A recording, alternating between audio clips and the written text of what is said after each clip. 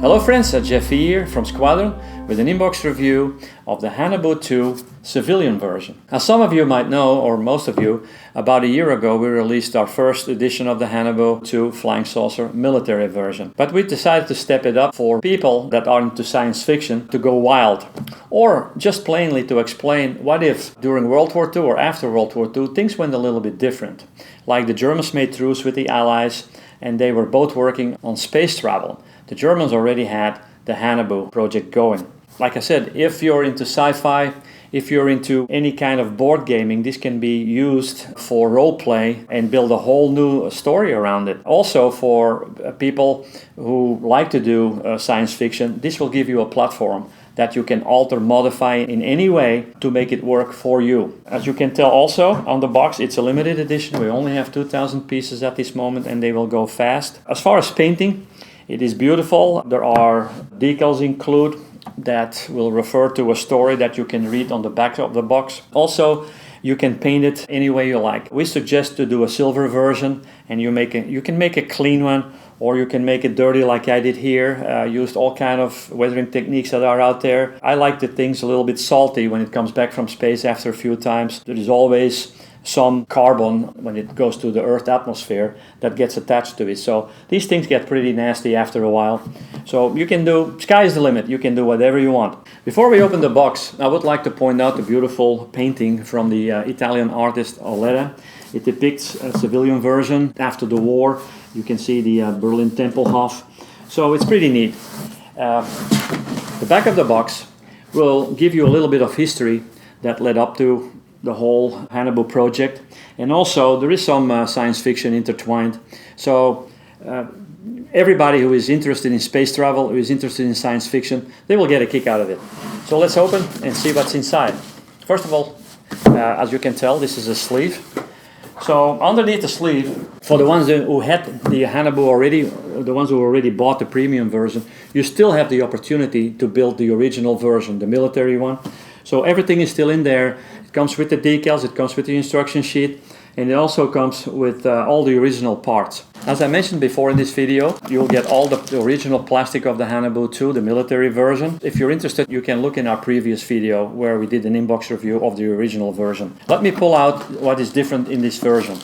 As you see, you get like 2 big bags of resin with resin pieces, and you get a clear sheet of vacu-form canopies, which are representing the domes. The first one are the big pieces. As most of you are familiar with the Hannebu, or maybe not, underneath the Hannebu on the military version you have 4 bolt turrets with guns. Now, to make it a civilian version, you just have to replace these with these discs. It's very easy to do. You just have to plop them in there and you're ready to go. So that's one. Then you have the observation platform, or we like to call it. It's also very easy to install. It covers the main guns on the turret. So this is something that it will cover. There's also an option. You can have the glass dome on there, or you can have a regular resin dome. This, you already have 2 different versions that you can make. And then we have the little bag here, which is absolutely a lot of pieces in there. The first thing you will notice when you empty the bag is that there is a lot of wheels. Now the Hannebu has 4 landing gear sets, so and each landing gear has 3 wheels. So 3 times 4 is 12, so you get like 12 wheels that you have to that you can replace the existing plastic with. These came from a 3D pattern, and it resembled Heinkel 111 wheels. Now they look very, very detailed, and also they're a little bulged, so everything to get it closer to the truth. So you get 12 of those. Another piece that's included is the rear, I call it a bunker, an observation bunker. This is to be mounted on the offset of the observation post of the observation deck. So it's very easy to install, and it basically represents like a rear window, let's say in the cockpit. Next on the list are 2 oxygen scrubbers. I like to call them this way because you can find them on U-boats, and they basically do the same thing. So these are to be mounted on the observation deck, and they filter any oxygen that comes in from the outside, or anything that is being recycled and pushed back into the saucer.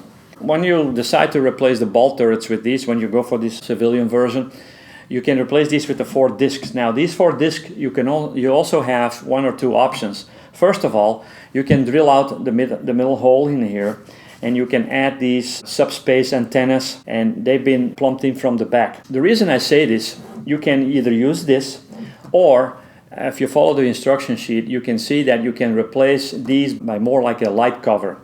So we provided 4 light covers where if you're thinking about installing a light kit or a lighting harness, you have the possibility to push like little LEDs on the bottom and cover them up with a dome or a plastic cap that we included. All the upgrades and the options you will find very well explained in the instruction sheet. There's a couple other tiny details. It will all be clear once you read the instruction sheet, but all in all, this is a very nice transformation to put a military version for the ones that really are not into the World War II kind of deal, to make a platform that will work for everybody. Last but not least, of course, we included a crystal clear, very beautiful vacu-form canopy or vacu-form domes.